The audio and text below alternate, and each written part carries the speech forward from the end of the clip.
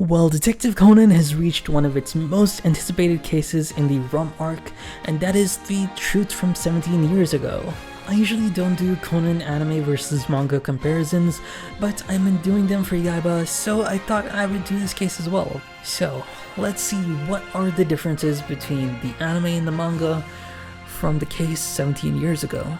The first change we notice is after Kogoro talks about chess to Wakita, who then has a flashback about the events that happened 17 years ago. In the manga, after Kogoro asks this, we cut to the manga's cover page, with Wakita asking if it's a chess tournament. In the manga, Kurumi is one of the chess tournament players who notices Shiratori and Kobayashi-sensei talking about the keychain. In the anime, she interrupts them after Rumi finishes talking to Hybra and Conan. So far, most of the changes have been just rearrangements of scenes, which is not the case for our next change, which is when Kisaki says that only losers rely on trinkets and toys, which was omitted in the anime to him just saying that you need to use your brain to win. After this, we see the participants of the chess tournament leave.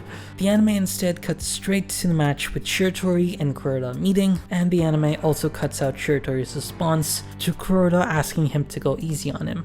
Once the song Amazing Grace starts playing, we see a shot of all the characters surprised, and then an added shot of the chess horse piece. This could have been added to foreshadow what this horse piece would play later on in the case. After this, when the gang goes to the green room, we get an additional shot of Rumi staring at Hybra, which is not in the manga. As the Conan anime usually does, when the body is shown, we see the eyes of the victim closed. This is a change to the manga where it's usually open, and we understand at this point that this is mostly because the show is also rated for younger audiences, so it's become a change that we've been accustomed to from the manga and the anime. It's nothing new. When Kuroda sees the chess piece, he flashes back to the case from 17 years ago. We get some changes to the scenes shown.